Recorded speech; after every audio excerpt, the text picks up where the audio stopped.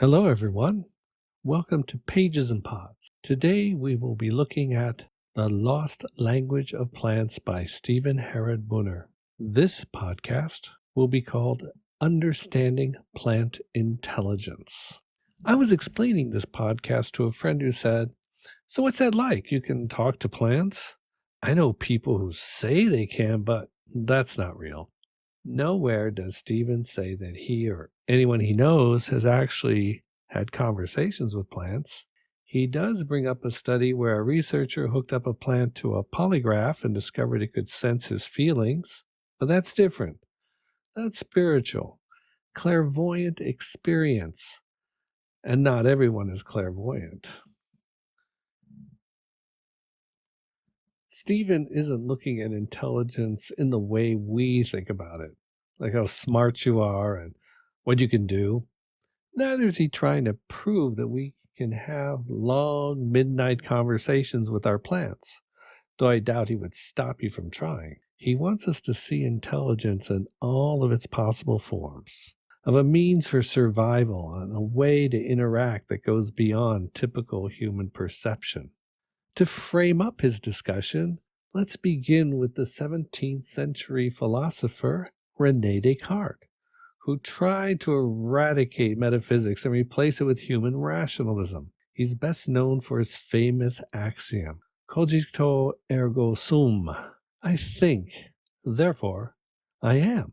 Descartes used this argument to place humanity in a unique position among all things, the only being on earth with a soul. A strict corollary to Descartes' statement would be non cogito ergo non sum. I do not think, therefore I am not. What does that mean? Well, Stephen quotes Rupert Sheldrake's description of Descartes' reasoning. He said that for those who follow Descartes, souls are withdrawn from the natural world, rendering nature inanimate, soulless, and dead rather than alive. Sheldrake goes on to discuss Sir Francis Bacon's philosophy as leading to a new kind of science, one that would result in a masculine birth and bring forth a blessed race of heroes and supermen. These ideas later influenced Nietzsche's concept of the Übermensch and Ayn Rand's vision of the idealized men of the mind who will shape the world in accordance to their needs. We can find an argument against Sir Francis Bacon in Rudolf Steiner's Anthroposophy. We live in a time dominated by Mars, where the feminine is not only subjugated but replaced. Even birth, as envisioned by Bacon, will be subsumed from women.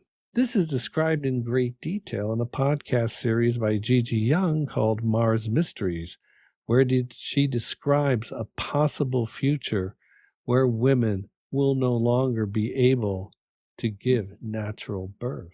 But just because dominant powers believe the earth must be subjugated and made masculine, and that its life forms lack intelligence, does not make it true. Famously, Martin Heidegger argued that we are thrown into the world, inheriting its culture, ideas, and representations at birth. From this milieu, we shape our lives, though we have the capacity to break free from these structures, what he referred to as Dasein.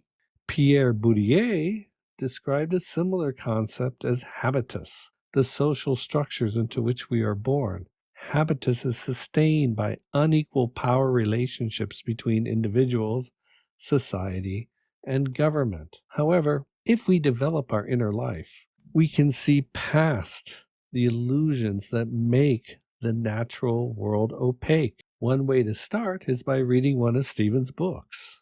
In The Lost Language of Plants, Stephen guides us to imagine the natural world not as a single flower or a stand of trees, but as an evolving four-dimensional community. He takes us beneath the surface of the soil into the rhizosphere, where roots intertwine with mycelium and interact with bacteria, nematodes, worms, and burrowing animals. But what is intelligence? How do we find it? Using the scientific method, intelligence can be measured through communication by assessing clarity, coherence, adaptability, and depth of understanding in verbal and written expression. Effective communication demonstrates the ability to process complex ideas, articulate them logically, and respond meaningfully to different contexts and audiences. In a paper by Susan E. Brennan and Herbert H. Clark titled Grounding in Communication, they say communication, speaking, and listening is a tightly coordinated activity between two people. But plants don't speak or write. Is there another way to measure intelligence? Let's consider those other ways to process understanding and respond meaningfully. What we are looking for are ways in which plants signal to each other to create communities. Let's consider this as review Stephen's description of the ironwood tree in the Sonoran Desert. An ironwood can live more than 1,000 years and produce a complex community of life around it. The seedlings produce chemicals to attract a fungus called rhizobium to fix nitrogen in the soil. This encourages a thriving microscopic biota around the roots. The tree grows slowly, spreading out a canopy of leaves that shade the ground. The roots of an ironwood can grow as much as 165 feet down to the water table. Over time, other plants will grow in the shade of the ironwood and be sustained by enriched soil. Up to 65 species of plants can grow beneath the ironwood, to include catclaw, ocotillo, wolfberry, desert lavender, cassia, mustard, and prickly pear. Beneath the soil, the roots produce many chemical compounds to stimulate or inhibit growth. Above the soil, they produce aromatic compounds to attract pollinators and deter predators. Over the years, decaying plant materials build up in the soil and make it habitable to insects, birds, and animals. These creatures pollinate the plants, spread the seeds, and leave deposits of night soil. Research indicates that an ironwood increases the amount of life around it by 88%. So, what does this teach us? That plants communicate non-verbally through root hormones, colors, aerosols, even their own plant material. They set boundaries for growth. They attract insects and foragers. The shade of the ironwood produces a home for smaller plants to hold water and maintain a solid chemical balance and fertility. They are not writing books, giving lectures, or making podcasts. Instead, they produce quiet but fragrant messages to each other, both in the air and under the ground. How can we sense these interactions? Stephen puts it this way: plant communications are like stones in water. The ripples they create move through the ecosystems they wash up against us. We take plant words in through our nose or our skin or our eyes or our tongue instead of our ears. That does not make their language less subtle or sophisticated or less filled with meaning. As the soul of a human being can never be understood from its chemistry or grammar, neither can a plant's purpose, intelligence, or soul be understood by scientific investigation.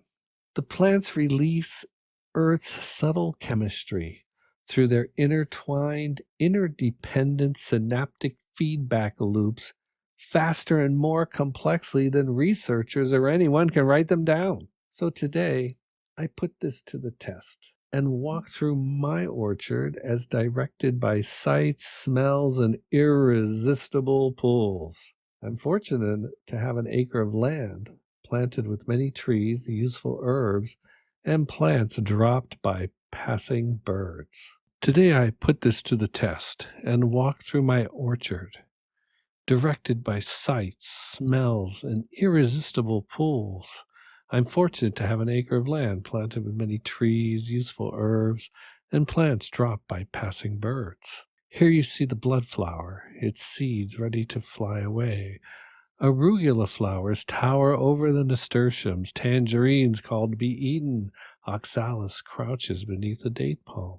A brittle bush has taken up residence near the bottom of the hill. An amaranth asks me why Bill Gates hates him so much. At least that's what Vandana Shiva tells us. Nicotina rustica reseeds itself annually.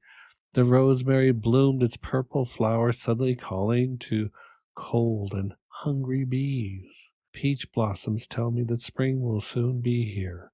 The sages have their own wisdom as the mugwort extends its mystery through a complex of aromas. The plants draw me in deeper, nudging me to pull the rude grasses. Taste me, love me, keep me watered. I'm not a weed, let me stay. In short time, I'm intoxicated by their aromas and will do what they ask. This is the real plant intelligence. They can get the mammal to do what they are not capable of doing themselves. That concludes this podcast of Pages and Pods. If you enjoyed it, click like. If you want to keep up with what's going on here, click subscribe and check back in. I'm sure there will be something new in the next week or two.